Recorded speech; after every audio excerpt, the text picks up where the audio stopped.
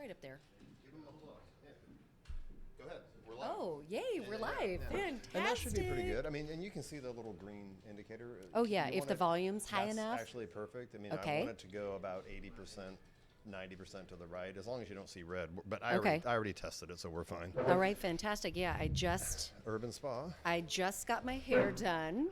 And again, that was a joke. You didn't do it because you were coming down the podcast. No, I didn't. I had it scheduled, and we were staying in town because normally we like to go to the lake. I was just going to say that after this week of rain, you're probably, and then it cleared up today, you're probably like, why the fuck aren't we at the lake? Well, right, that's true. But I had to get my hair done, and I had to do this podcast because I was finally able to say yes because I have more time in my life now. Well, so this that's is wonderful. Funny because that's actually where I was going to jump off.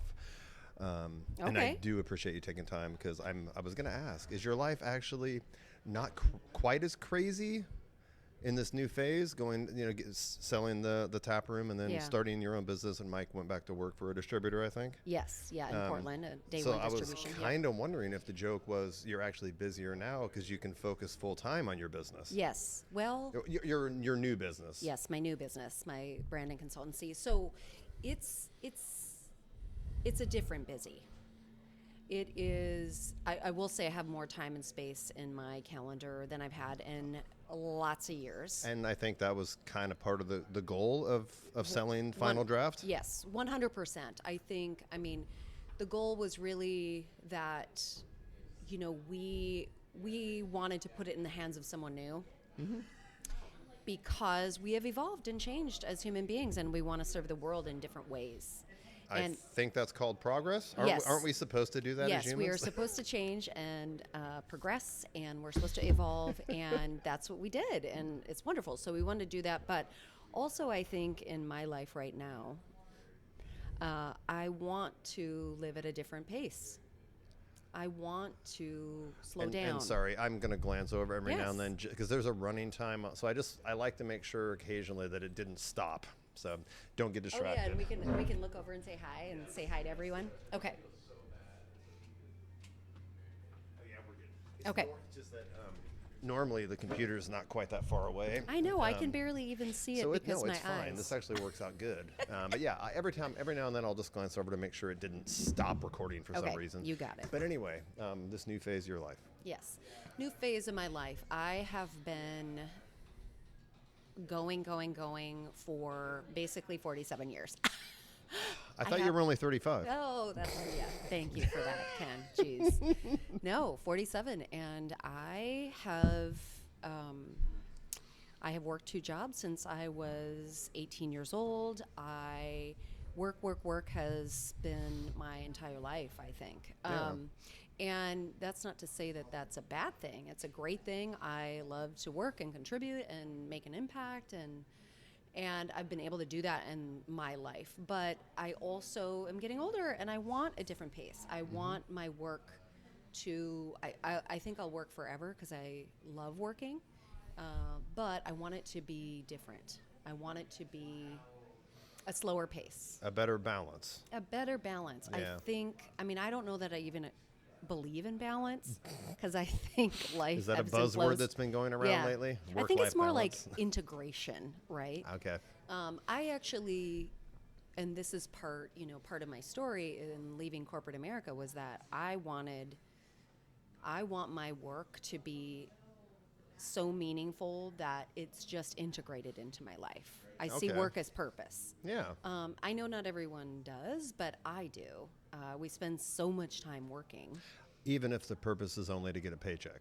But some people, that's the only reason they work. They have a job that they're not necessarily happy with, but it's for the paycheck. Right. And I was doing that for a very long time in corporate, and that was not fulfilling. I made a lot of money, actually, back in the day. But I need my work to be fulfilling in other ways than simply a paycheck. Yeah, I think that's healthy. Well, I hope so. I mean, I know people see work in a different way than I do, but to me, I love working. I love creating. I love building. I love serving. But I have to be doing it in a way that makes sense for me. Okay. You know, so yeah, so that's. Do you mind touching on, because I mean, I should probably give you a proper introduction, Kimberly.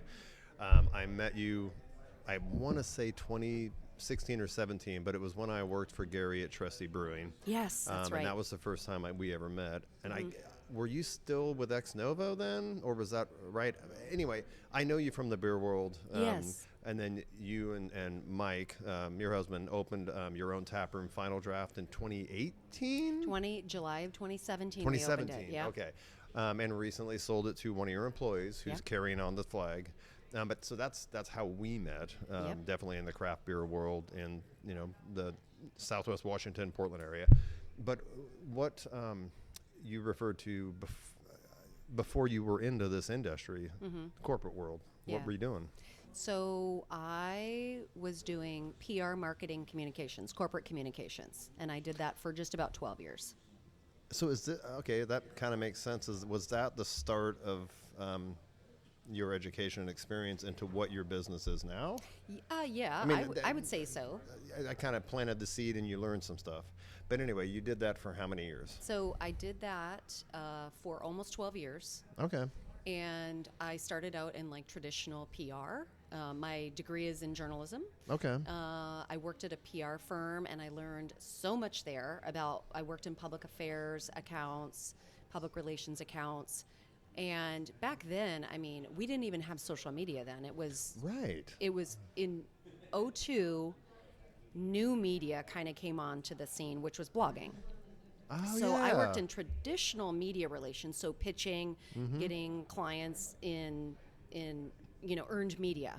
And so are we talking like radio, TV stuff? Radio, print in Minneapolis. Radio, TV, trade. Holy crap! National. That's what I didn't know about you. Are you from Minneapolis? I am from northern Wisconsin. Wisconsin. And I moved to Minneapolis and went to college there. Went to the University of Minnesota. Oh my God, that's awesome. Yeah. Okay. So I found my way into that because my mom said when I was trying to figure out what my degree was, she's like, "Well, how about public speaking? You're so good at that." And I go, "Yes." Because I came from a family that most people didn't go to college. My parents were not college educated, and I looked around Ashland, Wisconsin, where I grew up, and I didn't see a lot of things that I could actually do, or that I wanted to do, or that women did back then. Right? This is what, the 90s? Yeah, 80s, 90s. Yeah. And I was like this bold, entrepreneurial, creative, free spirit that wanted to basically just travel the world and do that. But I realized, I had to pay my way and I had to figure out how to be successful and make something of myself. So I went to college. I just realized something. I'm going to move the table because all we see is the side of your head. So let me change the camera. Okay. All right. I should not be the star. Well, I have to look at you while I talk because that's how it goes. Oh, yeah. Well, we could switch seats. Right? Because if you sit there, then they'll see me. Okay. So are you just moving your... Yeah, but if you leave it there, I think that'd be good. Yep. Let's just switch seats. And do you want... You're moving here? No, I'll just take your seat. Oh, we'll sweet. Just literally go different. Okay. Okay. I'm going over there. Okay. Yes. All right. I see what you're saying. Okay. Okay, I am kind of a rookie at this. No, so you're now not. The focus is on you. You're iterating. You're iterating. You're improving. You're episode 122. You would have thought I would have known this by now, but yeah, this is much better. Hi, y'all. Oh my God, Kimberly. Hi, Ken.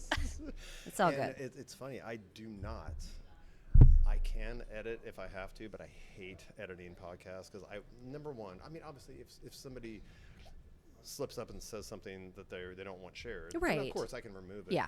But I like the conversation to flow naturally. I don't edit for time. Yeah. I just want it to hit record. You want it to flow. We talk, and then it's done. So anyway, yeah. Well, I'm not going to edit that out. They're going to see my mistake that I didn't place you in the right chair. Wait, you're human? Yay! Yes, cheers! Oh yay! Isn't that wonderful to know that we're human and we don't have to be perfect, Ken? Oh, gosh. Right? Actually, being flawed is, I don't know, that's how you learn, right?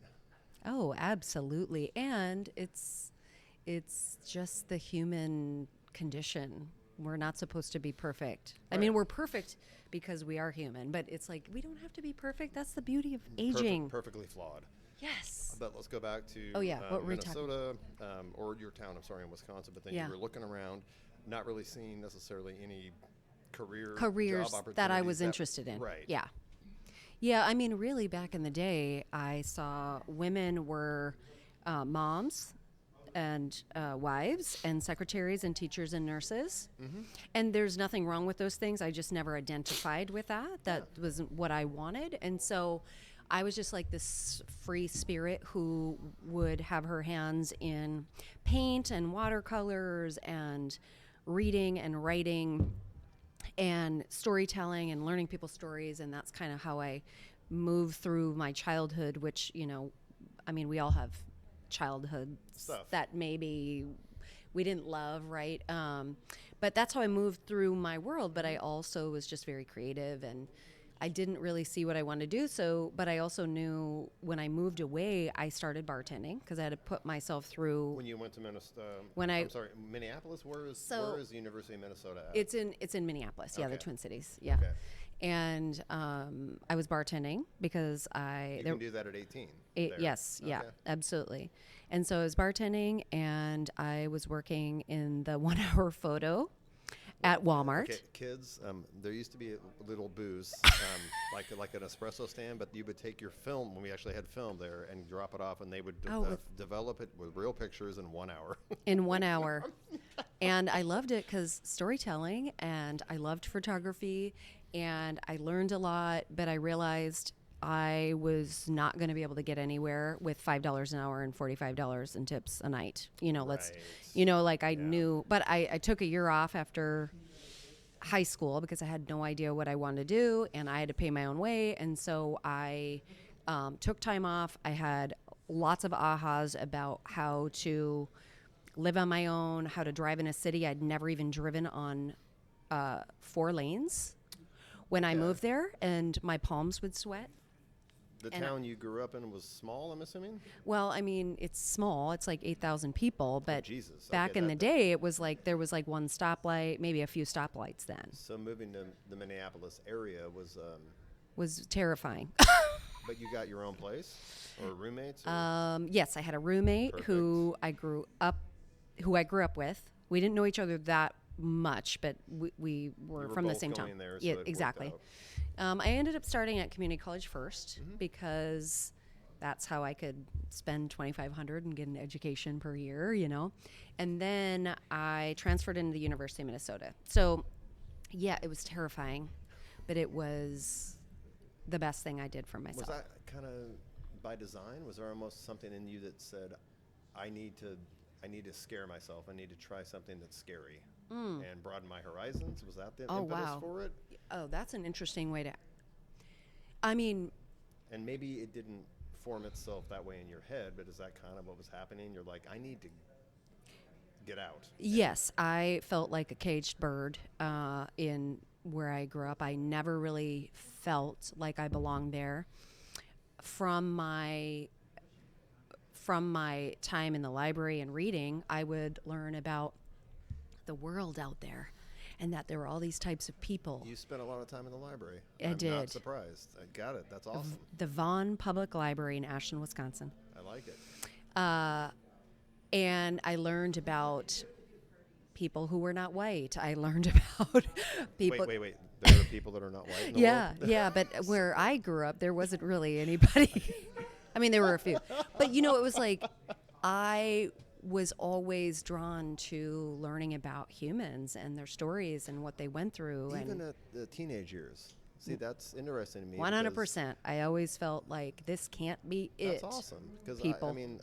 Part of it is because I'm a man and men are fucking dumb as shit. We evolved much later than women. But I like that you had that curiosity at that age. And feel free to, the punchline's there. Go ahead. Well, you said it. So I have, through years of therapy and self-discovery, I have self-awareness now. So. Yes. Well, age will do it to you if you decide that it's a good thing to evolve. And yes. And so I just had this burning desire to see the world and to prove to myself that I wasn't crazy in knowing that there's a whole world out there that's really amazing. Yeah. And there's so much possibility. I mean, I probably didn't think about it like this then. Right. I just wanted a different life.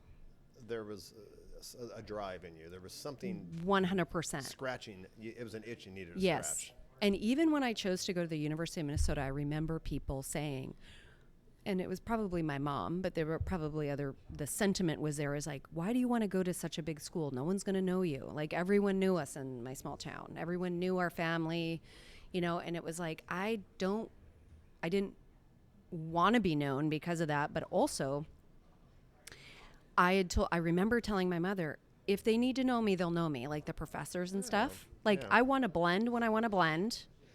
And then, like, I know how to go ask for help or whatever it was. It was like, in small towns, it's like everyone's so scared of everything, Yeah. And was I scared? Yes. Did it stop me from actually seeing that there is this whole world out there to explore? No. And that's always been kind of my driver. I just want to see things. I want to experience things. I want to learn things. Yeah, and small towns are great, but they're very limiting too. If you never get out of there, you never get out of your comfort zone. Absolutely. Like, I'd be happy. I almost want to make everybody has to do a year or two with the Peace Corps or something. Get out, see the world, then 100%. Then go back. Yeah. If you want to go back to your hometown, absolutely. Perfect. I just think that's healthy. There's nothing wrong with living where you grew up, but if it limits your perspective, that to me is not doing anyone any good. But I also know that not everyone thinks that way, and that's okay. To be fair, I know some amazing people that have never left whatever small towns. Yeah. And I guess maybe the world might be missing out because what might they have contributed if they had gone somewhere? Yeah, right? Yeah. So, yeah. Let's go back to you, though. So, a roommate moved to Minneapolis. Yeah. Scared as shit. Oh. You eventually get into University of Minnesota. And then did you have a major or just kind of? So, I didn't really know, but I spent a lot of time in the Career Center at Grove Heights Community College. Shout out to them. Yeah, exactly. So I'm just saying this out loud because I haven't really said these details in a while, right? Oh. And so it's kind of honored. it's kind of bringing me back. That's awesome. Yeah, and I was really proud of myself for finding my own way because I didn't really have a lot of guidance.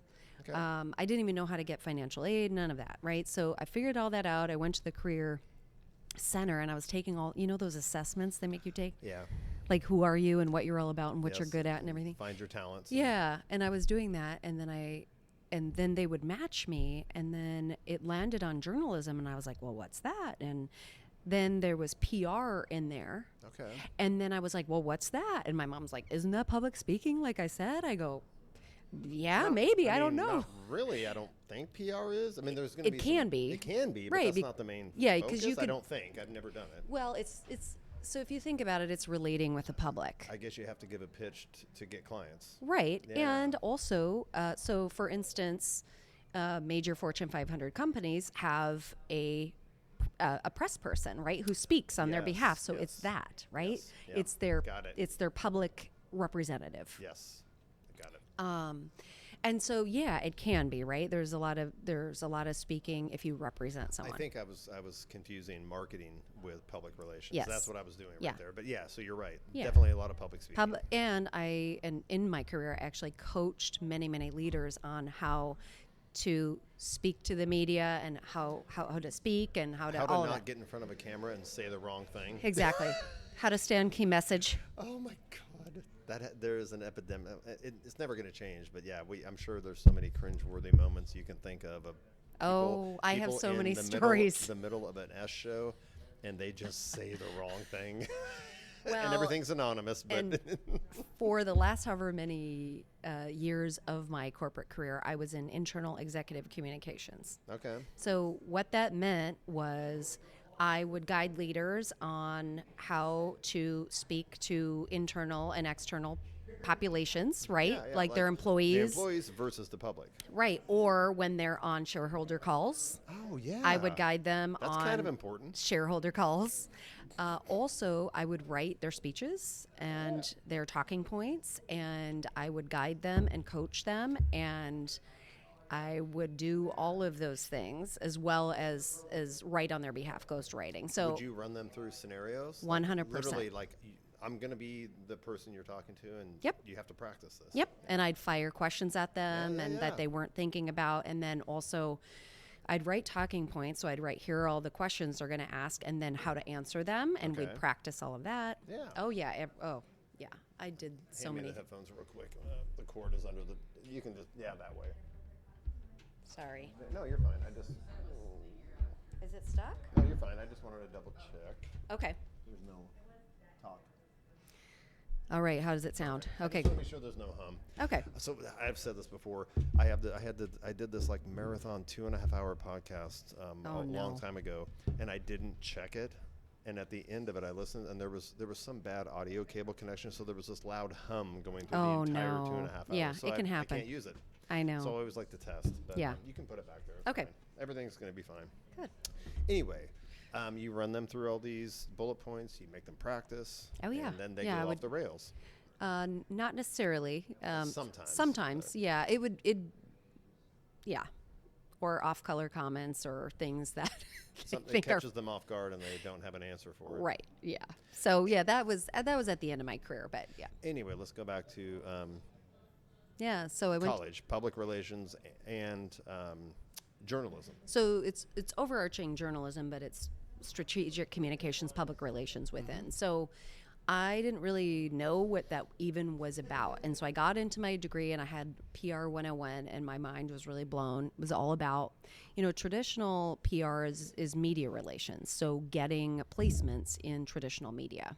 Because back in the day, companies, individuals, personal brands didn't have the ability to create their own media. Yes. Right? Like So we do now, yes. like we do now. And so we had to pitch the clients, we had to pitch the leaders to get medium placements, or that's called earned media, right? Versus ads, which is paid media. Anybody can do that. Oh, so like when people buy advertising on a radio station, that's paid That's media. paid media, yeah. And what's the earned media? So earned media would be, okay, so one of my clients was Homedics. Do you know Homedics?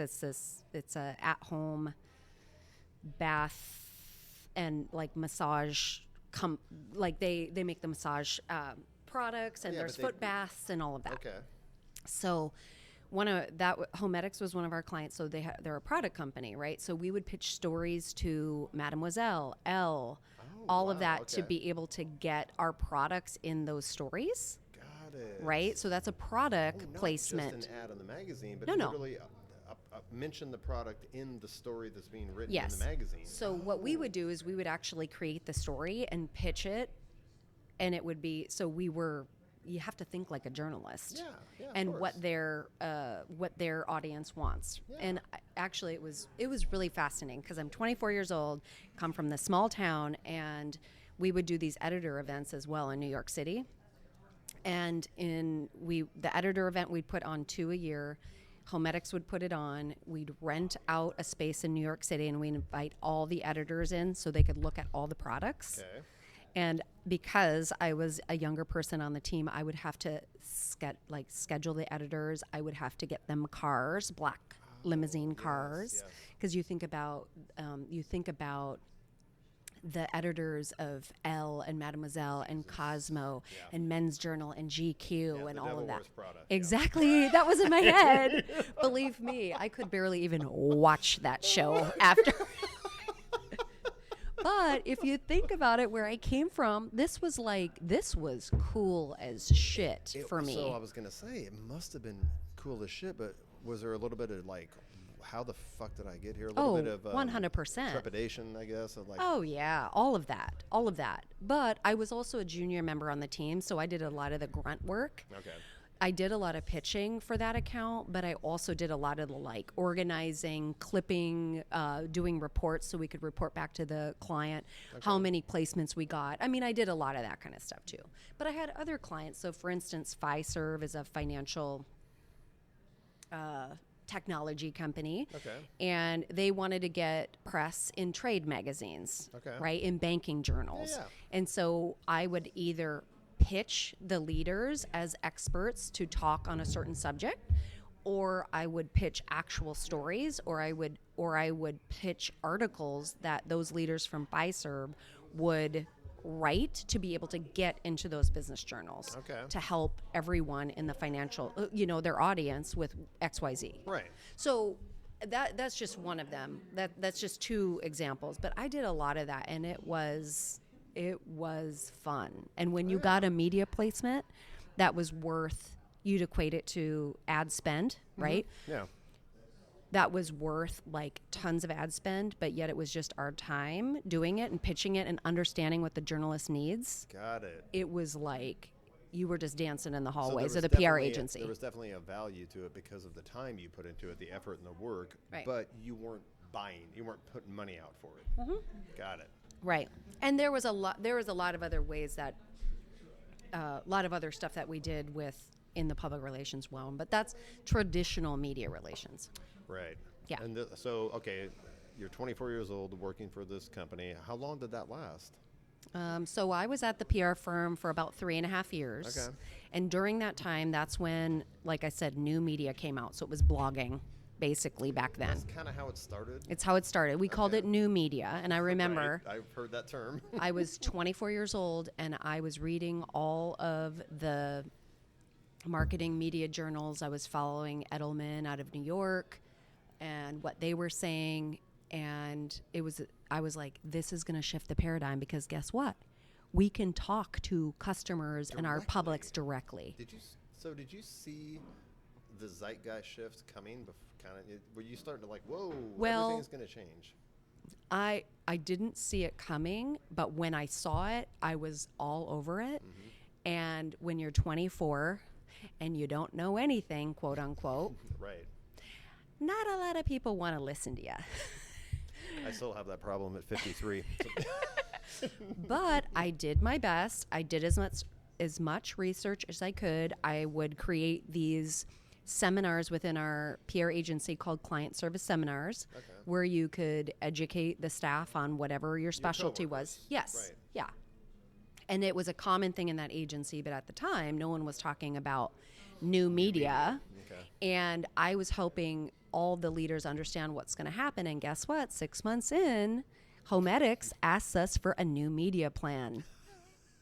And That guess who? that should have been good for you. And guess who they asked to create it? You. The girl that's making like no money, who's been talking, And then I started to see how this was all gonna Because you roll. became valuable. Right, but I also not a lot of people were listening. Wow.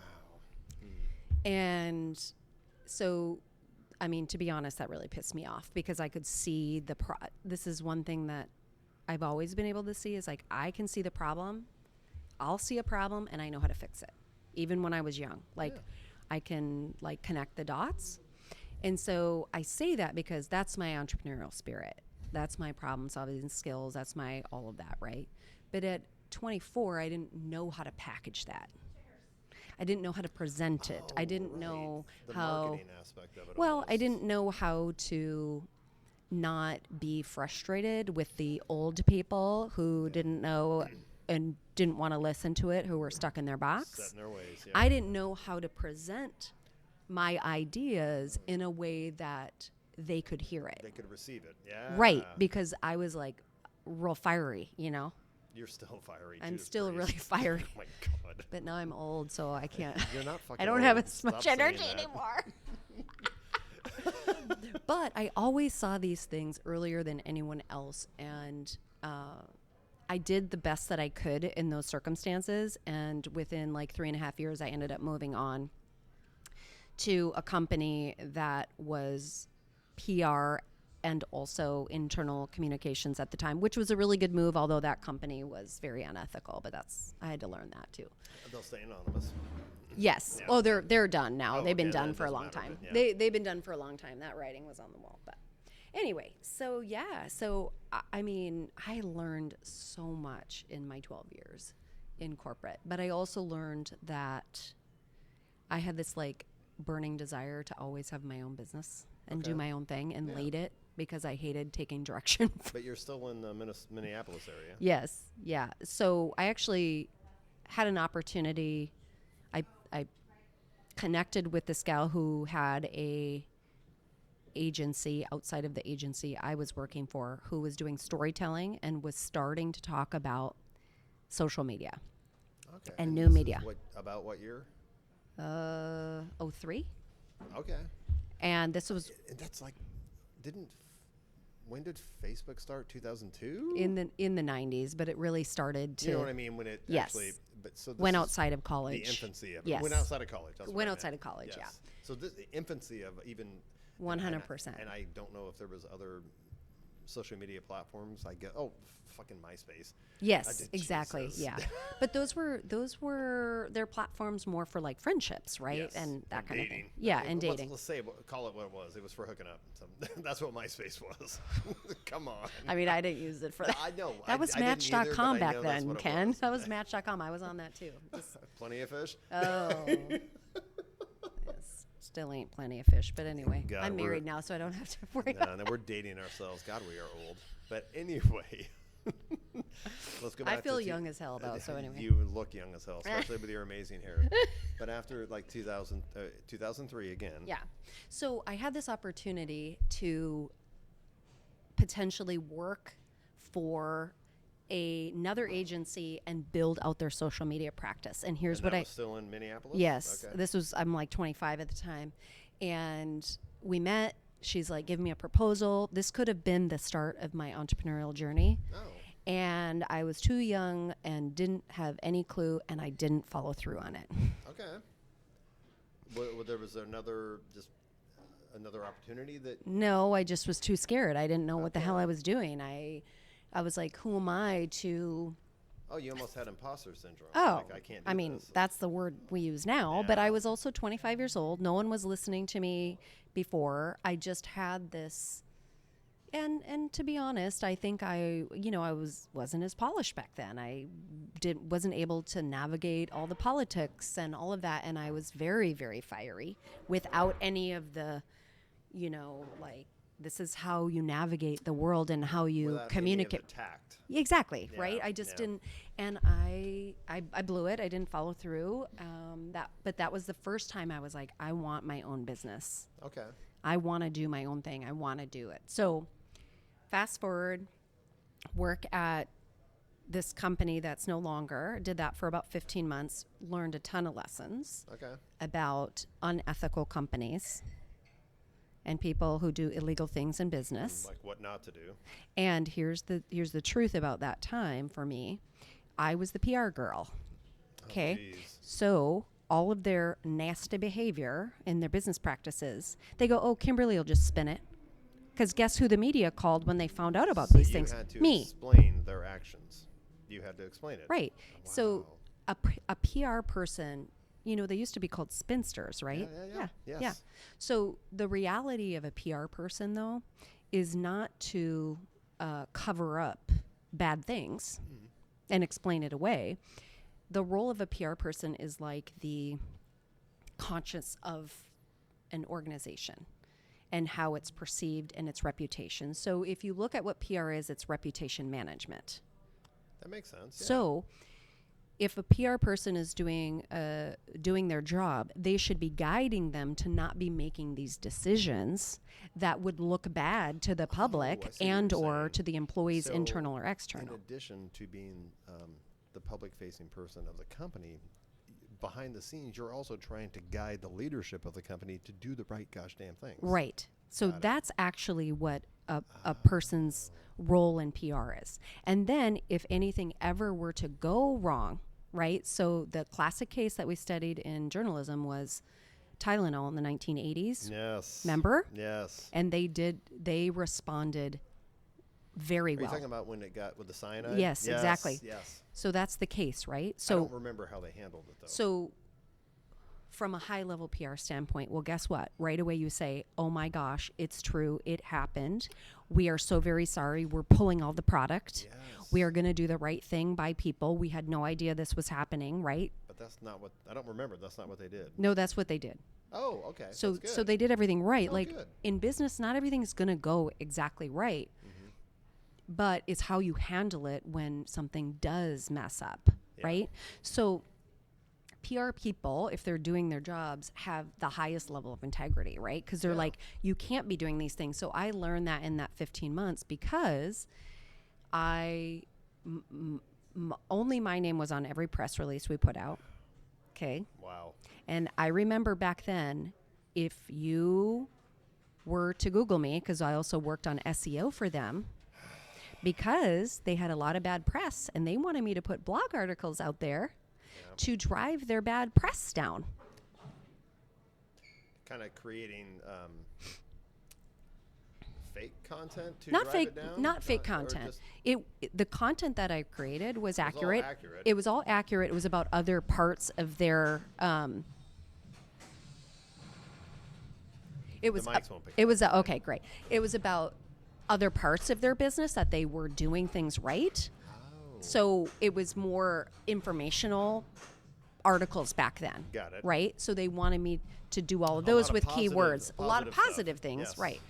But the problem with that came to be when they did a study that, when you commission a study in business, you commission it and it has to be there can't be any bias. So you Right. can't sway the results, Yeah, it's right? supposed to be neutral. Right. But they commissioned a study that came back with results that were in favor of what they did.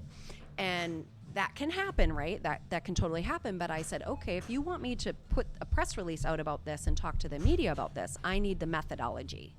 I need the behind. How did you come to these conclusions? To these results, yes. Right, and they would not offer it up, which the only way that I could really know that they were shysty is they wouldn't do it. Yeah.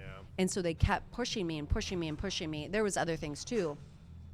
But then I realized they were going to let me take the fall. The young PR girl was going to take the fall for all these dudes. Guess what? Wow. We might be seeing that in the world today. Oh, Jesus.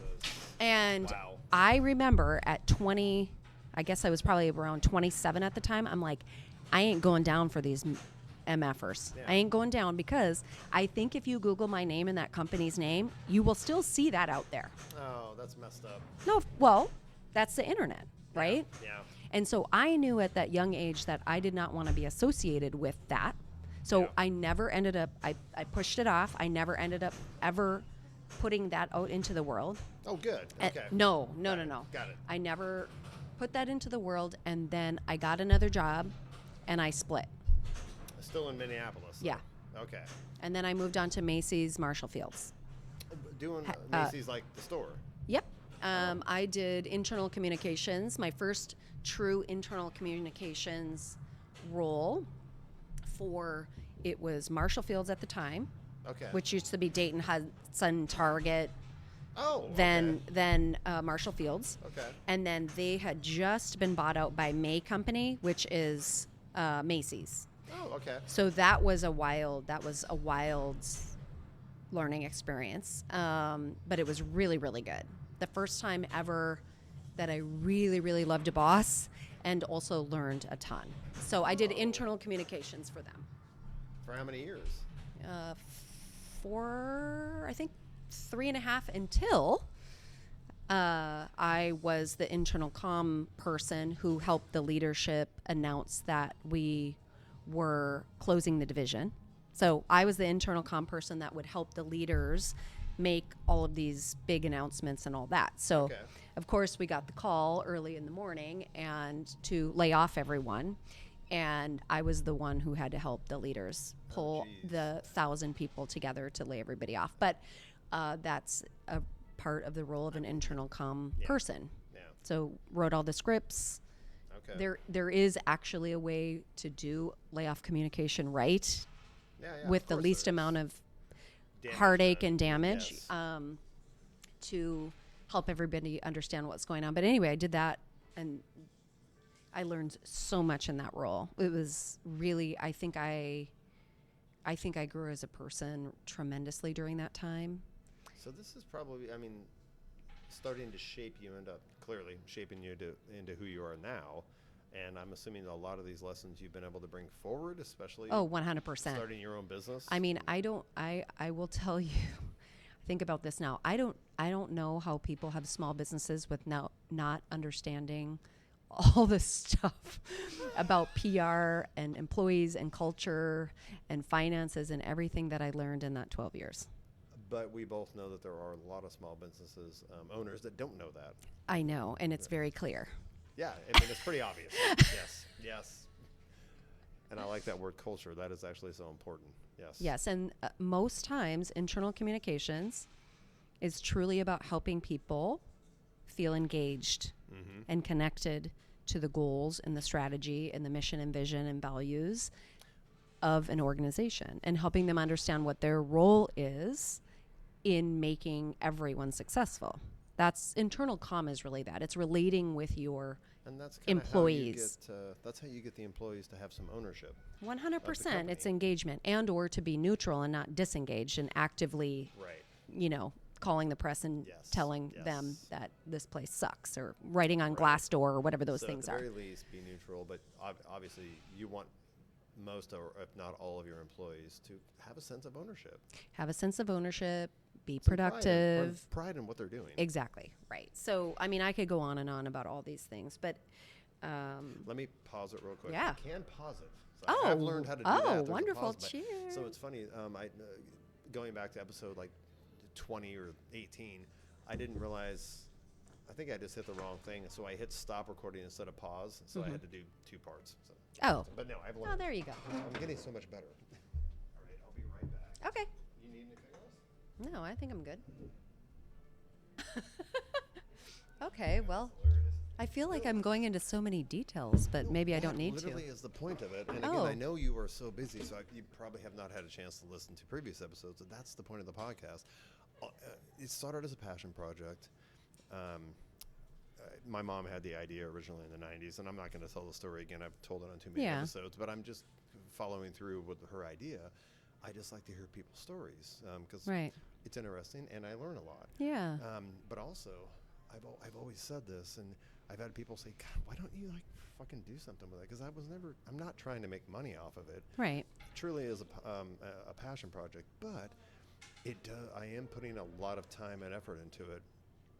And I'm like, there's probably some easy, simple marketing techniques, especially with social media. Like, I don't know how to make a short little reel to push that out there. Because every episode I do, it's on YouTube, and I'll share it on Facebook.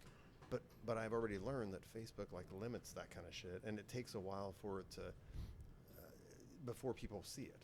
Okay, so what software do you record this in?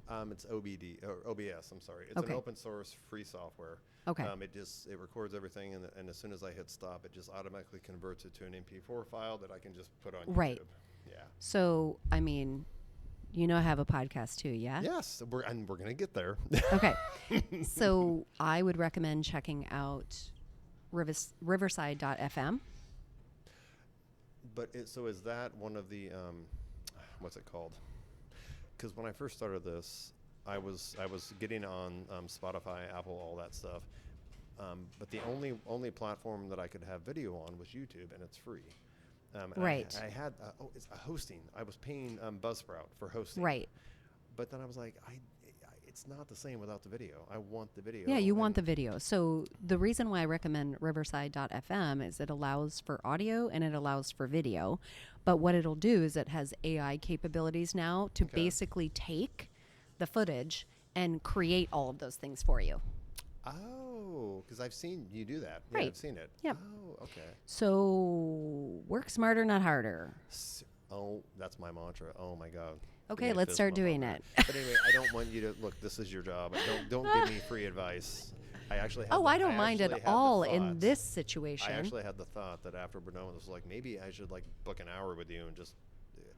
Because if I, took because the time, personal branding starts with creating your own media. Yes, and I could probably figure this out on my own, but it would take so much time. It'd be easier for me to pay you for an hour, and maybe. I work in 8-hour increments, but yes. Okay, let's do that. And we're going to talk after. But anyway. Yes. You're still in Minneapolis. Yeah. 27.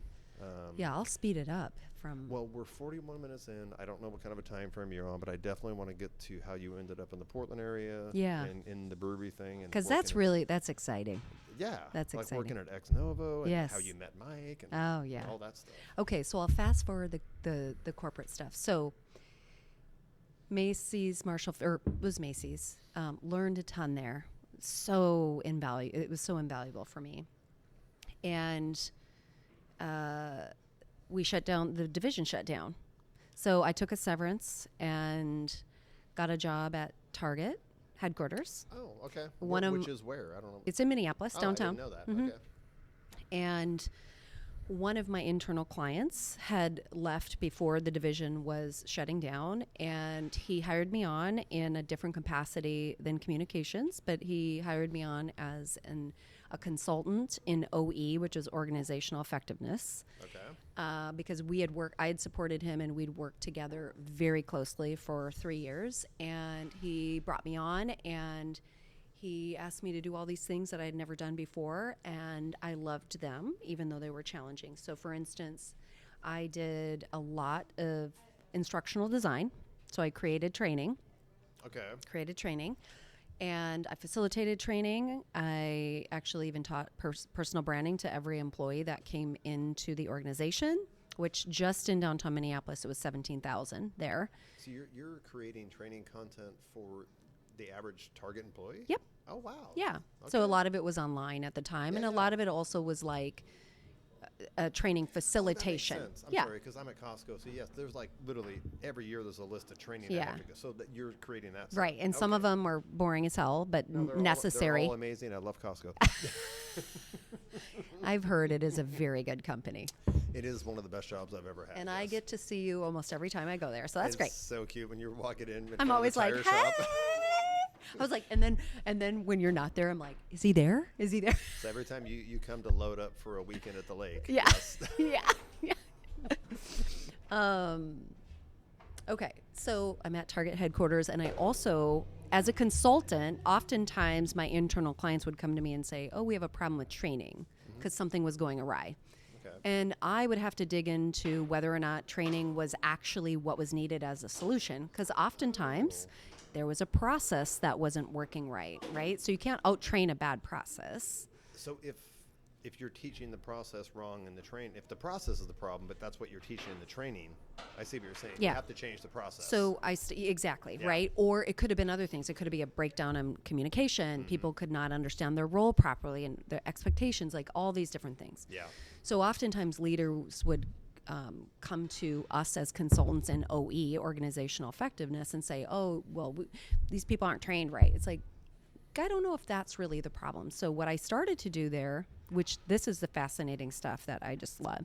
So I started to do Six Sigma exercises and Kaizen, which is basically, it's process improvement, but it's digging into the problem to understand what the root cause of the problem is and how to solve it quickly, like efficiently.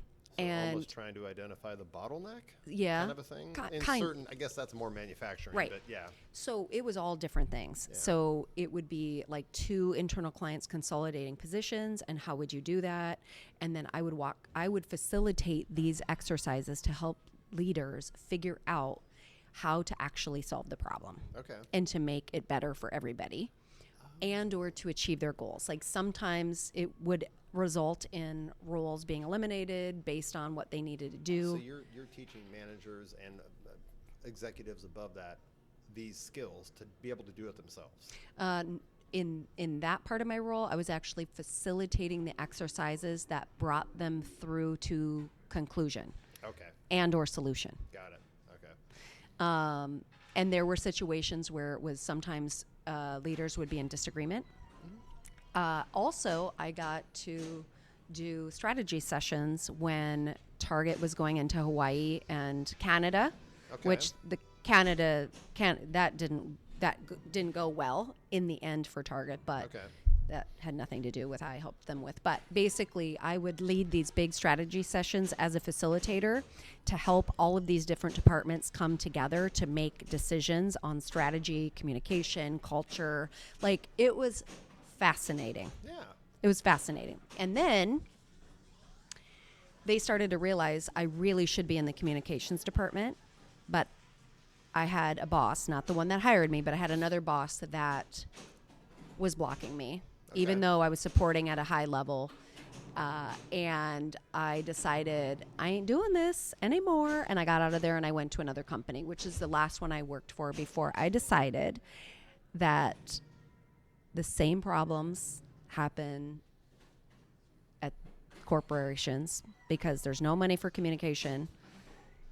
The communication girl, I always say that because it's always lessened to like, oh, Kimberly will handle it, or instead of leaders actually leading and making decisions to hold people accountable, communicate effectively, role model the behaviors that you want your employees to do. So I would do these cultural surveys, and all of this data would come back about what needs to change. And then they're like, oh, well, Kimberly will fix it. I'm like, no, I can help the leader see where the issues are and put solutions in place. But if they are not held accountable to repairing the culture on their team or helping XYZ, I can't fix that. Right. I'm a guide. So anyway, basically, here's what happened. I got so frustrated and burnt out from being able to see all of the problems, being in charge of figuring out what some of the solutions were, and then never being resourced, and or the environment and the leaders not holding people accountable to actually make the changes. Yeah. So then it was like I would write the newsletter, and everyone would think, oh, well, everybody knows now. Everybody knows the direction the company's going. Everybody knows their role because you wrote a newsletter? No. And I finally got to the point, like, I can write newsletters all day long. I can write emails about changes all day long, but it is accountability. Yeah. It is leadership accountability. And I realized that I remember telling the story one time where it was like I was needing more resources. I wanted to hire on someone on the team, and my boss, who had a very good relationship with it at the time, basically asked me to revise it for the third time. Okay. To be able to go after it. And basically he was just pushing me off. Like it wasn't gonna come to fruition. You already kind of knew that? Oh, I'm sure. Okay. Got it. You asked me to revise it and present it 3 different times to the executive board. Yeah. Just tell me the truth. But regardless of that, it was a pattern, right? Communication is always underfunded. Everyone thinks it's no big deal, but the reality is it's literally everything. It influences all employee behavior. Oh my God, yes, it does. It helps. It's everything. It is. So what I would help leaders understand is that everything we do and say as leaders, whether you actually lead people directly or if you don't, everything we do and say as leaders communicates something. Yeah, even if you're not nonverbal. Yes. 100%, but even their actions. Like That's you what I can't mean, your you actions, can't say yes. you have an open door policy in your handbook and then have your door shut every day and never take a meeting with an employee. Yes. That's a problem. Yes. Right? I would see these problems like, hello, no wonder why your employees are effing up. Because you're effing up. Yeah. Like the tone and the brand and the internal culture and everything is set by the leaders. That's it. So if you don't, and so internal communication or company-wide communication cannot fix that. Yeah. Training can't fix that. What you need to fix is get rid of the frickin' leaders who are not on board if you want a different culture. Yeah. So toxic environments, all this stuff. And then I got to this point where I'm like, you know what? I want to leverage my skills to actually be able to lead and create something someday that I will lead it in the way it should be led, with people at the center, all of that. So anyway, I was 33 years old. I was completely burnt out. I was not holding anything else together in my life. I couldn't have relationships. I was so fried from overwork, under-resourced. made a ton of money, right? That's how they get you, right? It's called golden handcuffs, right? Yes. Seriously, yes. And I finally decided that I wanted a different life and that I wanted to have my own business and I wanted to move away from the Midwest because I didn't feel like I could rebuild my life in the same place that everyone knew me for one thing. Oh, so you almost were looking for a little bit of a fresh start. Fresh start, 100%. So at 33, I told myself by 35 I'd have a new life, which was June of 2013, and I moved out here. How did you land on this spot? Well, so my sister, my only family member that really lives outside of the Midwest, was living here. Oh, she was already here? Yes, and I'd been visiting. Yeah. And she basically had always told me Portland was for me. And I kept saying no all those years because I'm like, I have this career, right? I have my network here. People know me. Like, and even after I resigned, I had 3 recruiters call me for a position.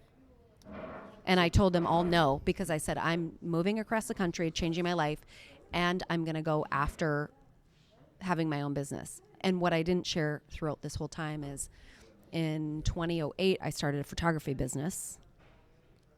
2008. Yes. Okay.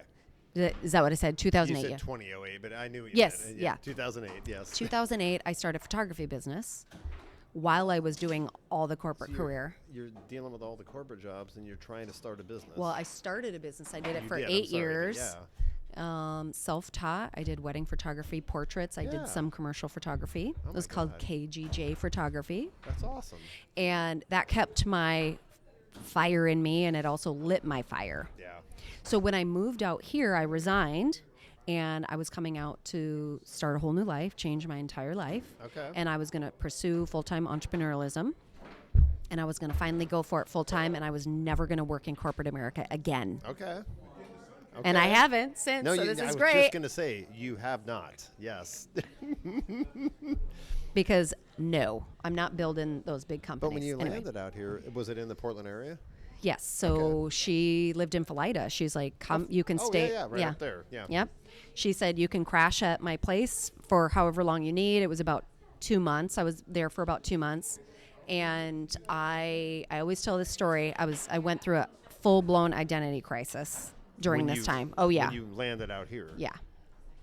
Because Have you ever visited the area? Yes, I'd been visiting for She's out here, yes, so you'd been several years. Okay. And the last time I visited was in that December before, and I remember because I'd always visit her home, right? And so I rented a car, went into Portland, hung out, did my thing, realized that this was my time. I was going to make the move.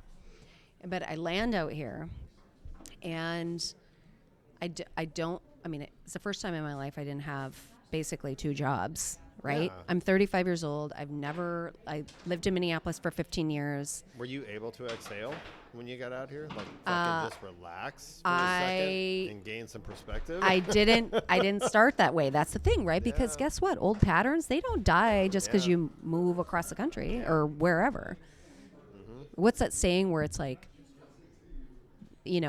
you can't escape who you are because even if you move somewhere, then you're still there or whatever it is. I'm not saying it right, but you're just. I know what you mean. You can't just run from, You have to address it. Yeah, you have to address it. Yeah. So, what did happen though is my boss said, "Will you stay on and hire a replacement? And will you stay on 10 hours a week?" And I said, "Yes." I said, "But I want my salary hourly, and I'm not doing 8 a.m. meetings." And I'm not doing conference calls, and I ain't doing PowerPoints, and I ain't doing any of that stuff. But you're out here at this point.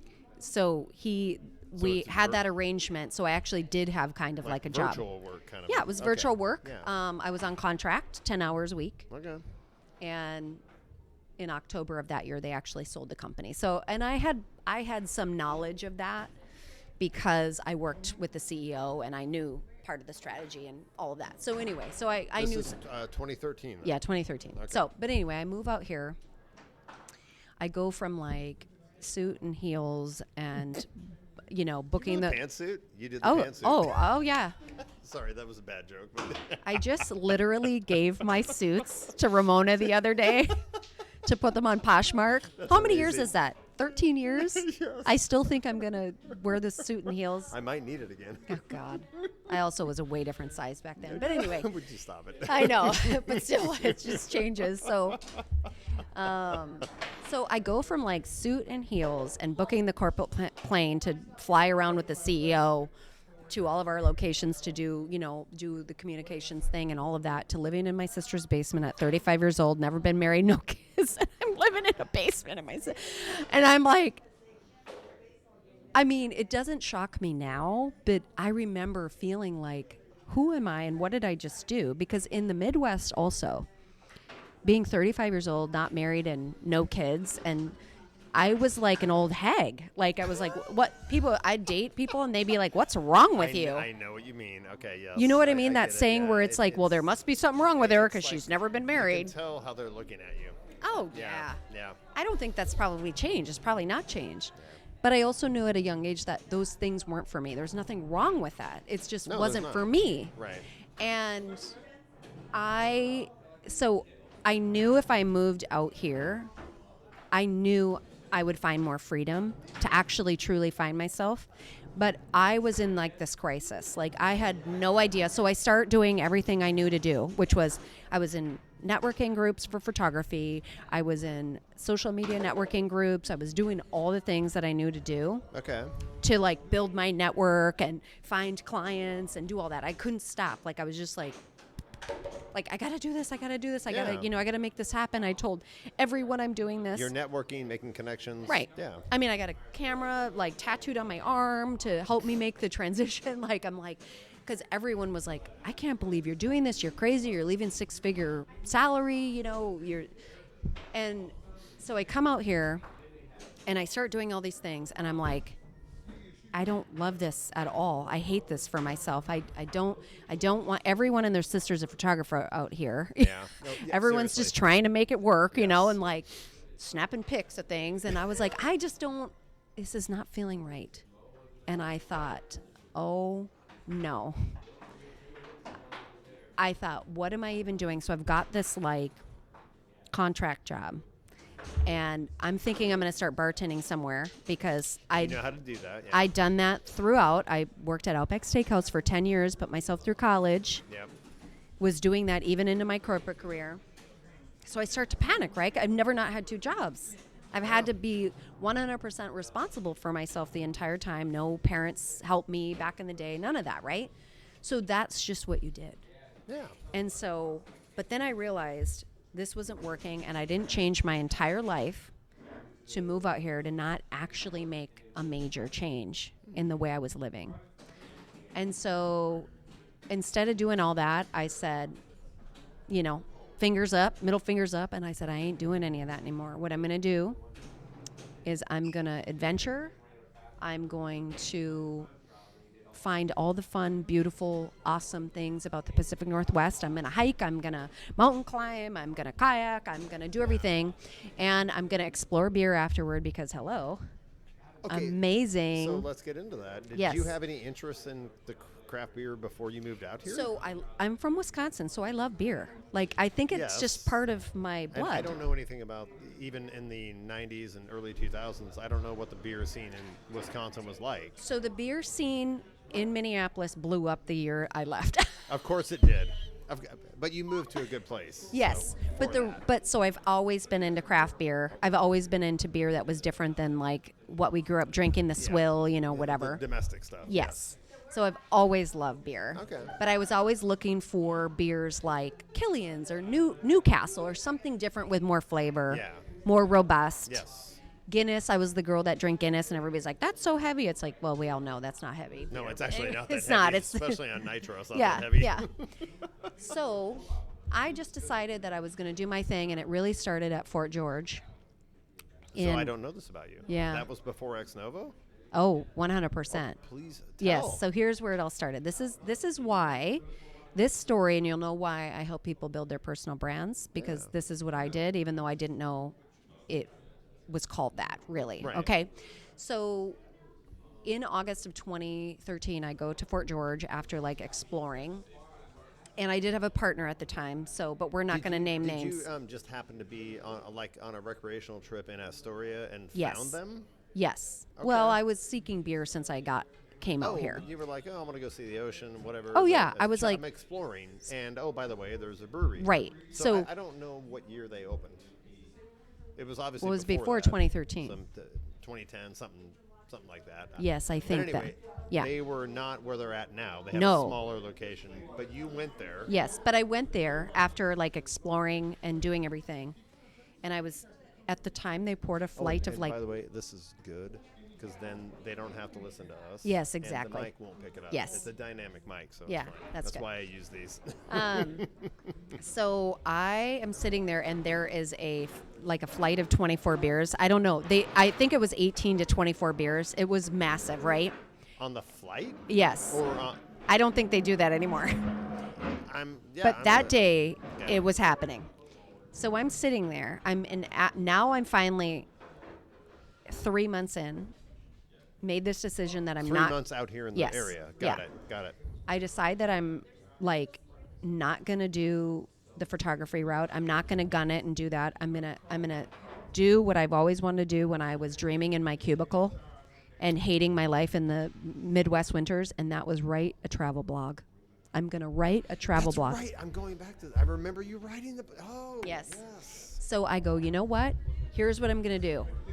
I'm gonna go have adventures. I'm going to go explore craft beer, and then I'm going to write about it. Okay. And I'm going to, with the idea that I'm going to find myself and actually do what I want to do in life. Okay. And I'm going to use my writing skills and my journalism skills and all of that, and I'm going to tell the story of my life, helping people understand that it's possible for them to change their life too. And this was almost from a happenstance, accidental visit to Fort George. Right. And I was sitting there. Walked in and I was had this epiphany. Yes, I was all of a sudden in love with life. It was probably because I was drinking so much beer as well. No, that couldn't have anything to do with it. Absolutely not. But I was sitting there, and I finally was like, I did the right thing. Coming out here. And yes, quitting because corporate. for a couple months I was like, I don't know if I did the right thing. You finally felt validated on that choice. Okay. And I finally realized it was okay to not pursue photography. I still did photography, but I was like, that was it. And I thought, oh my God, what is everyone going to think about me? I got a tattoo on my arm. I left. I told everyone I was building this business, and now I don't want it. And I was like, I felt like a fraud, but I'm like, I'm 3,000 miles away. I can do whatever I want. Yes. And I finally decided to do that, and I did it, and it turned into this thing. So the name started with my partner at the time. It was called brewexplorers.com. Brewexplorers.com. Yeah. Okay. And then when we split, I started my own in April of 2015 called ABV Girl.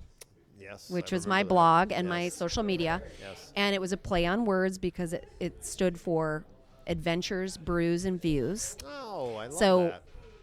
Finding adventure in life. I have a whole manifesto of it. I still talk about that on my podcast because the idea of making our life have meaning and have a message to it is we all go on a quest to discover who the hell we are, right? Yeah. It's called The Hero's Journey. You probably know it, Yes. right? I teach the hero's journey and helping people tell their personal brand stories.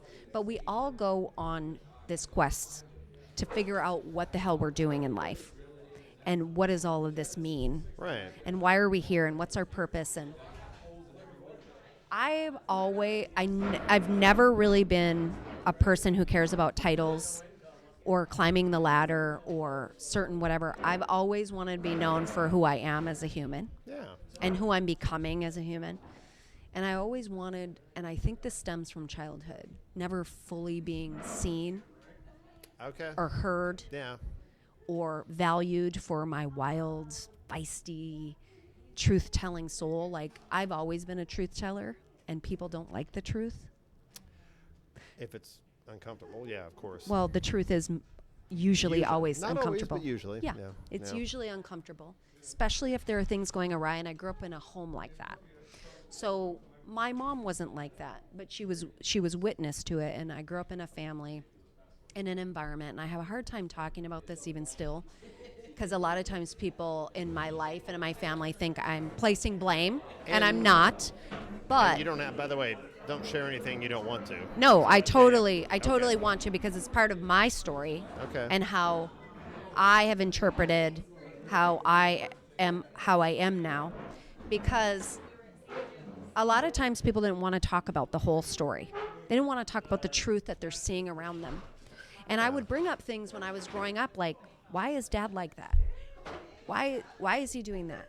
Why do white people hate black people? Why Right. do, like, none of it made sense to me. And I was a young person, or don't even get me going on church and religion and all that kind of stuff, where it was like I'd question everything. Yes. I'd question everything. And like, why are we doing this? Why can't women lead in a church? Why can't this? And I'm like, I was like, none of this really makes sense to me.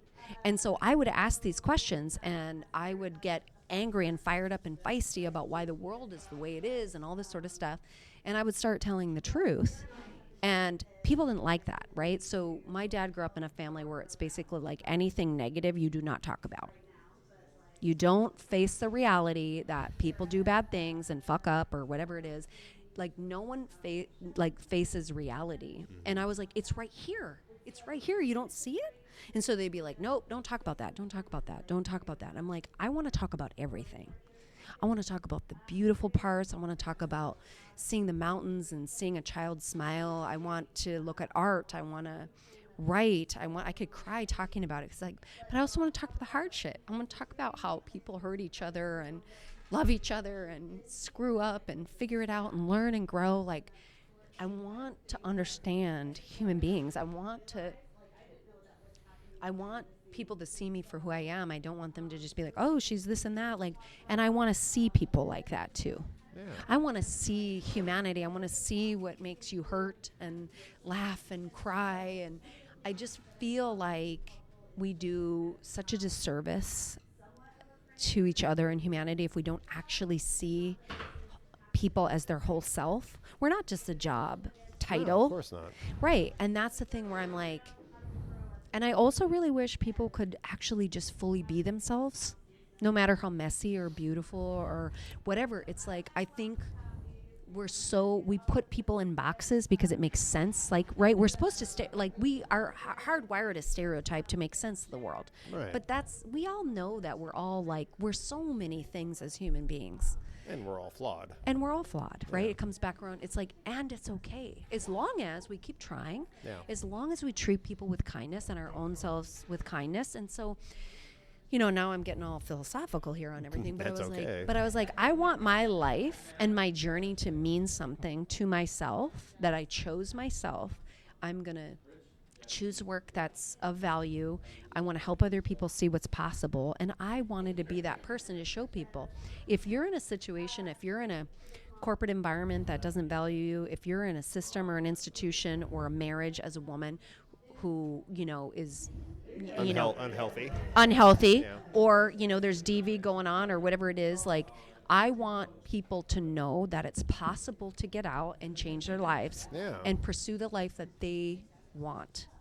Yeah, because when you're in it, it's so hard to know that there's something else. It's hard to see that you have an exit strategy. And I will tell you, I didn't go into all of the details, but in my corporate environment, I got to the point where I'm like, my limbs were numb. I was disassociating. I was so overworked. Mm-hmm. And everyone's like, on the outside, I had everything. But on the inside, it together, a public face, I didn't have what I wanted, and I wanted independence and freedom. I wanted to be able to create. And create, I think create is not just like painting. It's creating a business. It's creating a solution. It's creating. I want to be able to see problems and find a solution in a way that isn't 17 meetings and 13 PowerPoint decks. Like, that makes no sense to me. And that's what I lived before, right? And it's like, so anyway, I'm like, I'm going to change my life by loving it, finding myself, writing about it, and showing other people what's possible. Mm-hmm. And so I did that for years. And then I started to get brand deals and speaking opportunities. I started to get employment opportunities in craft beer. It started with Deschutes, Fatheads. So this is going, you'd already started the blog. Yes. After the epiphany at Fort George. Yes. And then that kind of led into all these opportunities. Yes, 100%. Go ahead and name the breweries again. Okay, so the first one was Deschutes. Yeah, I worked there for a summer in Portland. In the Portland one, obviously they had that tap room. Yeah. They're based out of Bend, but they had that big location and there. they did come to me because of my blog. They found out about it. Mm-hmm. Nice. I ended up my personal brand also helped me get into Fatheads and then also Ex Novo. Yeah. Yeah. So I did not know a lot about beer. I knew I loved it, but I didn't know a lot about it. But I'd been writing about breweries and promoting beer events and learning all about it through my blog. And so when I applied at Ex Novo, it was like, absolutely. And you applied there for what position? Server, bartender. Oh, God. But you were still doing... I was still doing all the other on stuff. the side, yes. Yeah. Okay. Yeah. Or actually, that was probably your main thing, but then you ended up working in the tap room at Ex Novo. And then I quickly I presented myself to do some marketing for them, and they said yes. And then also I said, can I propose a community building strategy around giving back? Because Ex Novo. Because they were big about that, weren't Well, they? Ex Novo was the first nonprofit brewery in Right. the U.S. Yes. And they gave back money. And I said the other way that you do philanthropic efforts is by giving of time. Yes. But it's also a community building strategy, which is, it's a strategic business strategy. Yeah. But it also serves a purpose to give back in that instance. So I pitched the board, and they said go for it. And it was called Community Toss. I think I remember that, yeah. Which is community in Latin, because Ex Novo is from scratch. It's Latin, and so I did that for a year. I also had other speaking opportunities. I spoke at the Girls Inc. Organization. I did several things, but it all really stemmed from the fact that I had created my own media. Yeah. I'd created this blog that turned into this thing that completely changed my life, employment opportunity, all of that. And then Mike and I meet because we're both working in the industry. Was he at Oregon City Brewing then? He was at Oregon City Brewing. That's right. Yeah. Okay. And so we ended up meeting. He became part of my story. Okay. We were adventuring all of that, and we're like, we need to open our own place because we saw a problem. There was a gap in how craft beer was being done at tap houses in our local area. Got it. And so you guys weren't necessarily wanting to start your own brewery. No. But the tap house idea. Yes. And you were like, look, Yes. I think there's a different way better, to do a better this. way to do this. Yeah. I mean, you can say better, and we're not going to call anybody out, but yeah. There's a different way to do it based Yes. on what we've experienced in craft Okay. and what we believe is the way a business should run Yeah. and care for their people in community. Yeah. So we were dating for about 3.5 months when we realized there was a way to do this. And then we started to write a business plan 4 months into dating. Wow. I don't recommend that. But you guys literally were MFEO. Yeah.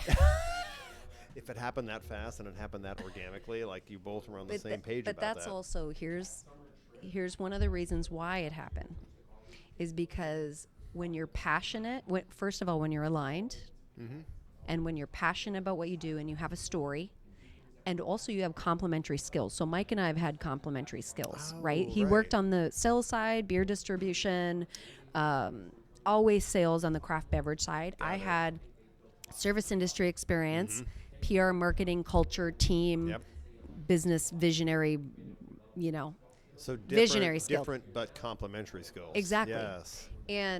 But what Mike and I also have is we have shared value system. Nice. We believe the same things Okay. in life. We look at the world the same way. We have shared values. So Yeah, that's, knowing you both, I totally see that. yeah. That's awesome. He expresses his differently than I express mine, but That's deep hilarious, down, I deep love that down, you just said that. I know what you mean.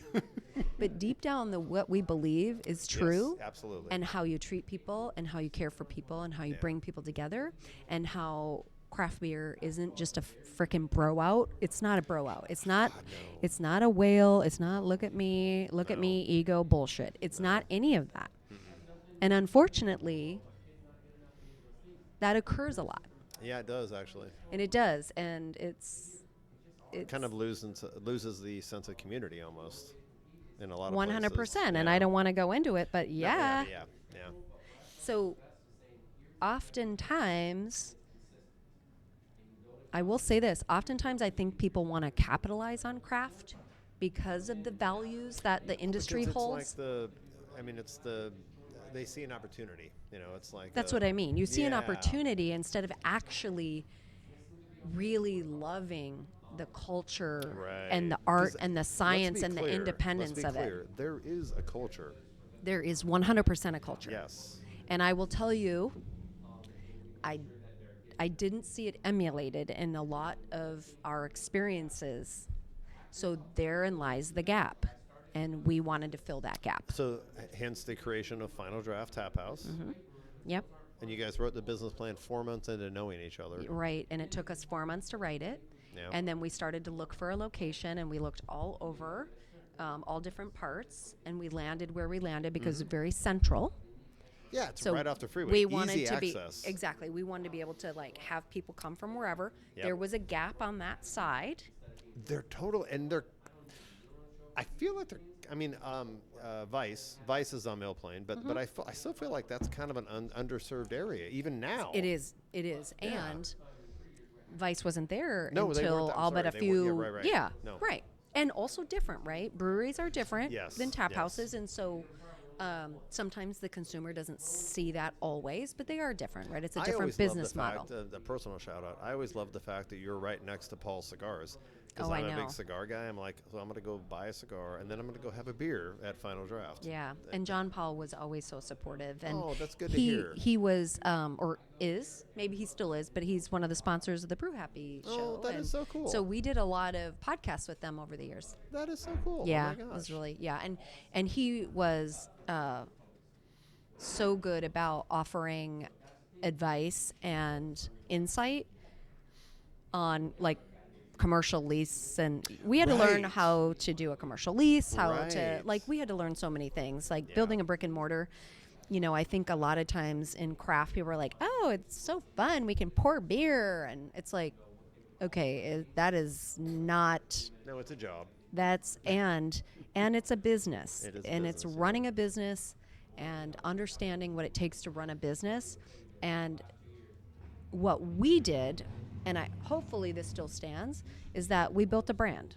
You did. Right. Totally. We built a brand, we built a community that believes the same things. And what a brand is it is a way of being, it is a value set, it's a philosophy. A brand attracts who you want and repels the other people. Oh, so A brand what takes you're a saying stand. is it's a lot more than just an image and a logo. Right. So Right. most people think branding is colors and image logos. and logo. Yeah, it's not.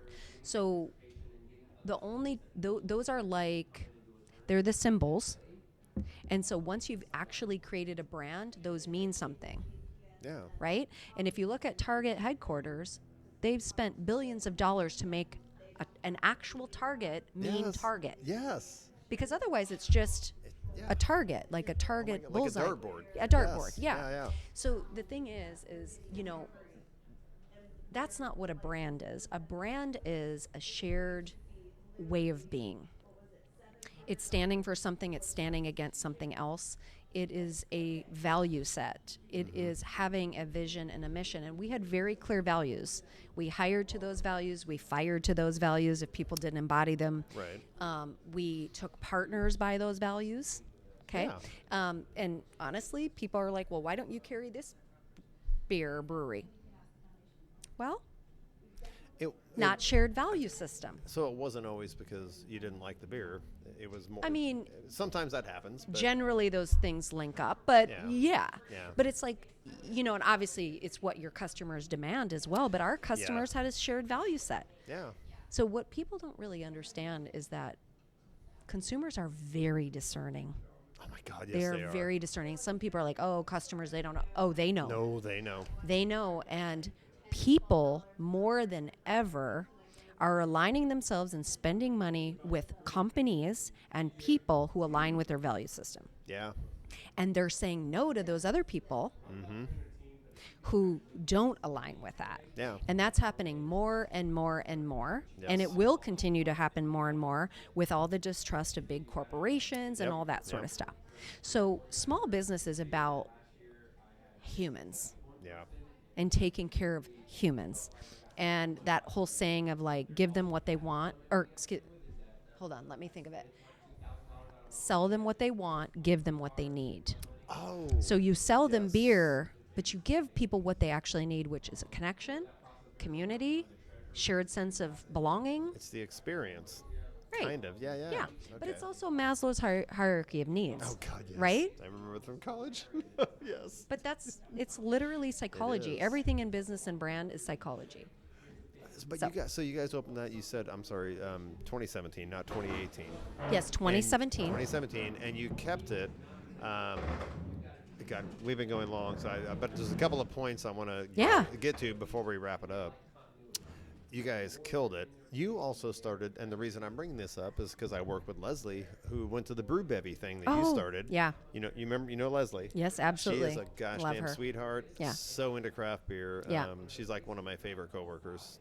I love all my coworkers at Costco, but Leslie is awesome. Yeah, she is. But I, in fact, that was the first time I really talked to her outside of work and got to know her. As I went into Final Draft randomly, it's got to be at least 3 years ago, maybe 4. Yeah. And she was there for one of the Brew Bevy sessions, and we just connected. And she likes IPAs, and so do I. And yada yada.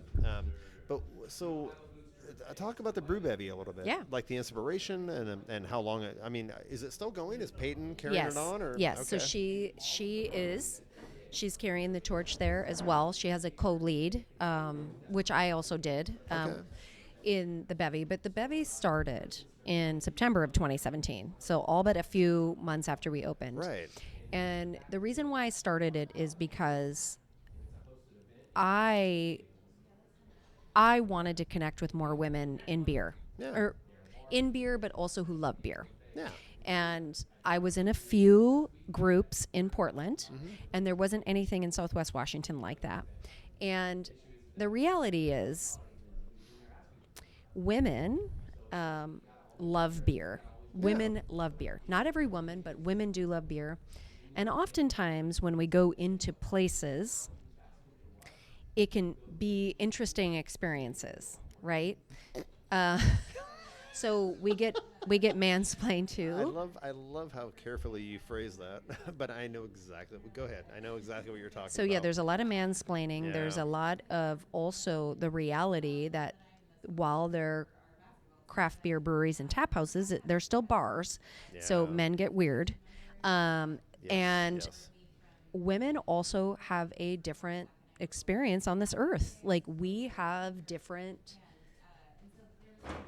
needs and connection points. And I wanted to create a safe space where women could come together around a pint, build connections, build friendship, enjoy beer, ask questions about beer, learn about beer, and share life together, right? And have these conversations that need to be one of the things that I always said, and this goes for all of Final Draft Tap House in my life, is it's really hard to make friends and connections as an adult. Like, where do we find those people? It's like we find them at work. We find them, like, where do you know all of your friends from? Wow, I just asked you a question. Yeah. I know it from the jobs I've had, coworkers, people I've met through the jobs I've had. I know it through family and friends. Yeah. God. Beer, craft beer? Oh, God, yes. Right. Well, actually, sorry. That's where you were leading me. Yes, I have made so many friends and connections from the time I walked in 2016, April of 2016, tried Gary's Corner Window IPA, and I was like, this is one of the best IPAs I've ever had. Came in with a resume the next week and said, please hire me for anything. I just want to learn how you do this. Yeah. And that started this whole chain of events that have, connected us. And connected us. The fact 100%. Let's give a shout out to Chris and Tap Union, who is letting us do Yes, the podcast absolutely. here. He's Thank let me you. do other ones. He's been so amazing. The guys at Brother Cascadia, the Evergreen Tap Room downtown. I've done, I think, 4 podcasts there. I remember when I was new at Costco, they did a fundraising thing, and since I was in the brewery world, I knew so many people, and I was able to just go around to like 5 different breweries in the area. Victor 23, Brothers Cascadia, Gary Trusty gave me some stuff. God, I feel like I'm leaving some out, but all these breweries just donated like swag and gift cards and whatever, and it was all something that was we put together at Costco, and people bid on it and and it was all to support the Children's Miracle Network, maybe something like that. But anyway, the only reason and it was so funny because I was new at Costco, and that back then we had a marketing team in house. We don't do that anymore. But I remember bringing all this swag and stuff in, and I remember the full-time marketing girl, Brendel, she's a sweetheart. She was like, "How did you do this?" And I was like, "I'm friends. The craft beer scene here has a lot of amazing people in it, and I just had to ask." It was that simple. Yeah. So sorry, go ahead. And that's the thing. It's like that is the culture, right? And so when I was new to Southwest Washington, we moved up here, I guess a little less than a year before we opened the tap house. So the end of 2016, probably. Yeah, because we were in Portland, so we wanted to come up here. Yeah. And we wanted to live in the community where we have a business. I think that is so important. Mm-hmm. I know not everyone believes that way, but when you own a business, when you own a local business, there are other things involved, right? Like politics, like all that kind of stuff, right? So to me, it's like you want to live in the community if you have a local business. Other businesses aren't really like that. But so I started Bevy because I saw a gap. Mm-hmm. There was a problem there. There's no anything, right? It's like I see problems. Mm-hmm. I know what people need in this life.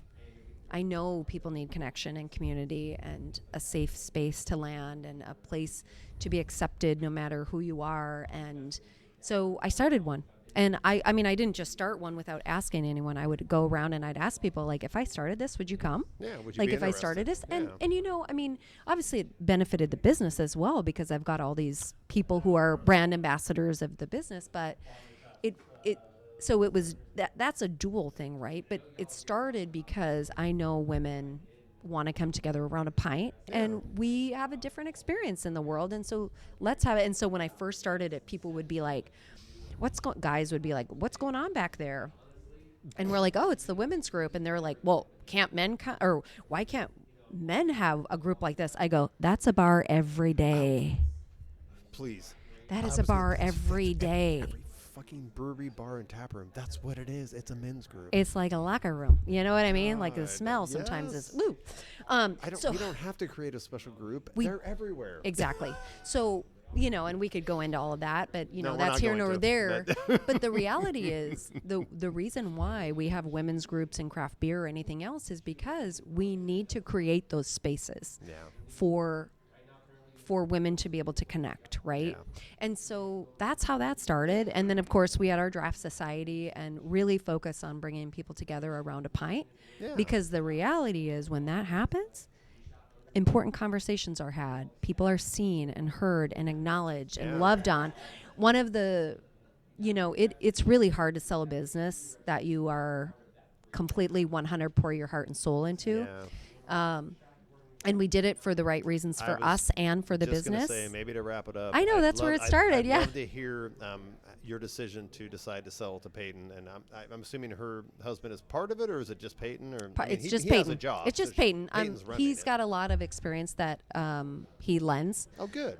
In back of the house. Yeah, that's awesome. In the back of the house, in the food side. Yeah. Yeah, the decision to did she come to you, or did you identify her as a potential?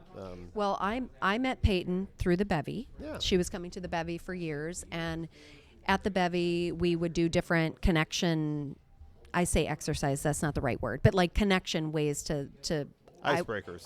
Yes. There you go. Even though from corporate I hate that word. But sorry, that's from my years in college. I know. But something like that. And one of them was like a bingo that you're supposed to find the gal that, like sours like you or whatever it is. And one of them on there was... No, for the record, I fucking hate sours. No. I'm kidding. It's a joke. One of them was find the woman in the room who wants to own a craft beer tap house or brewery someday. Okay. And the only one who answered that was Peyton. This is before she worked for you. Yeah. Oh, wow. Yeah. And so I was going around too. I was participating because I was getting to know people. And I said, you do? She goes, yeah. I go, have you worked in the craft beer industry? She goes, no. I said, well, do you want to? Because I said, that's where you start. You probably should. Yeah. Yeah. And I said, I have a part-time position available. And she goes, I've worked in the service industry for a long time. Oh, she so comes okay, from, got it. yes. She's been in the service industry. Service just industry. Not Not in focused on craft. beer. Exactly. Right. Got it. But she loves craft beer, Nice. right? So we talked, we interviewed her, and we hired her. And I said, if you really want to do this someday, we'd be willing, as part of your employment, to mentor you. It started that long ago when you first. It started. The idea was there when you hired her. It was there in my head, yeah. I don't need details. I'm yeah. sorry. It was there. No, it was, right? But I'm also like, look, woman in beer, woman in business, it's we have a bit of a different experience, right? Of course. People underestimate us all the time. We have to prove ourselves even more so. Almost have to overachieve. We do. To feel equal. We do. Yeah. And in craft beer, that's a whole nother thing. I'm not going to go into That's that. another podcast. That's I'd be another happy podcast, to. yeah. We'll do that at your house with Mike. Yeah. But I thought, well, if she really wants to do this, I love helping women achieve their goals and grow. And if she wants to do this, I'd be happy to give her an hour a month and whatever she wanted to learn about. So we did that for almost 2 years. And then she went on maternity leave, and we were checking in about a month before she was going to come back. Yeah. And she realized we had listed it for sale. That's cool. So it's funny. I know enough people in the community that I heard you listed it before it was public knowledge. Yes. But you listed it. You didn't approach her first. You No. just listed it. Oh, okay. And I said yes, we did. And the only way you would really know that is if you're really looking for that on the business sale websites. Yeah. And can I say this on here? I'm going to say it on here. Don't make me have to edit. I hate editing. So say whatever you want. No, it's not bad. not gonna It's cut not it bad. out. I know how to key message I know, things I know. within reason. I like to be feisty, but she said, and mind you, she's our employee, right? Right. And she's coming back, and so I'm honest with her. I said, Yeah. yes, we did.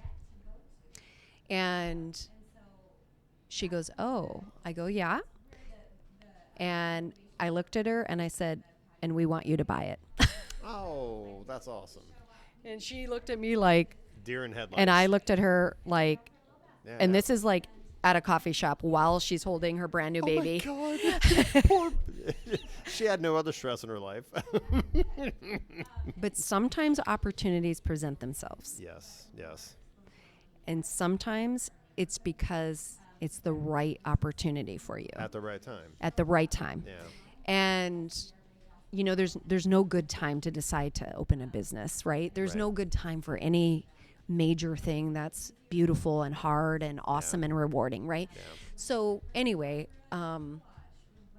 it was several months after that we really started to talk about it. And we had listed it confidentially because we felt that was important in our community. It was, the best, it was the worst kept secret basically, but Yeah. that's how, Yeah. people are. So Seriously? yeah, I'm feisty, you know what I mean? People like to talk about things, Yes, they do. I don't do that because, I'm a leader, but, can I say that? See, that's how I'm Yes, you can. feisty. Yes, I Yeah, like so it. it's like, but I'm also a PR person, right? I also Yeah. want to do what's right by everybody. Anyway, Right. so we had other offers, and we are people who make decisions based on our values, No. not of based course. on money. Right.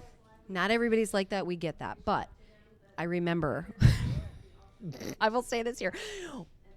We had interviewed because one of the stages with the broker was they would come in and ask us Yeah. questions. Potential buyers. Potential buyers. Right. Yeah, absolutely. And totally fine. And Mike, and Mike too. Mike, he goes, we're never fucking selling to them. Because the value, we'll keep doing this, the value system. Yeah. And I will tell you, part of who I am is I operate with integrity.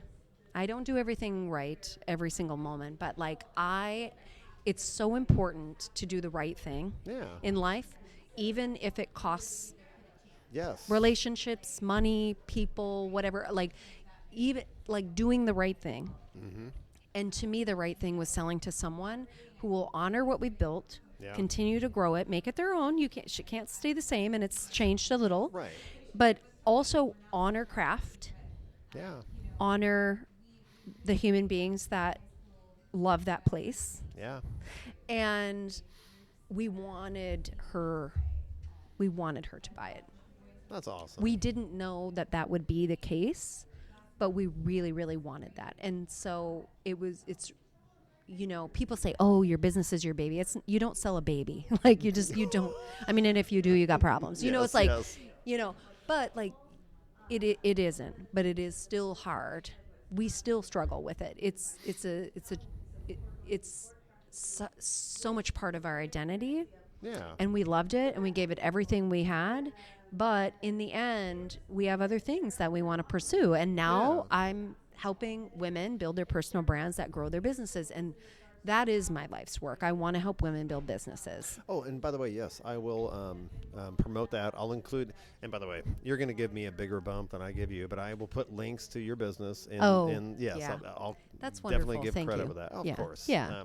And then after, I'm going to spend, maybe I'll buy 8 hours from you, and you can tell me how to market this better so that when I put links in the description, people will actually see it. So But here's the thing, though. So essentially, you've been building your personal brand for some time now. Yeah. Right? Yeah, of course. With this. Not this is part of. I mean, no, I just I know. do this because I like talking to people. Exactly. But and I didn't start ABV Girl to to make wasn't $1 like million, right? Well, I didn't set out and say I'm going to build my personal brand. Right.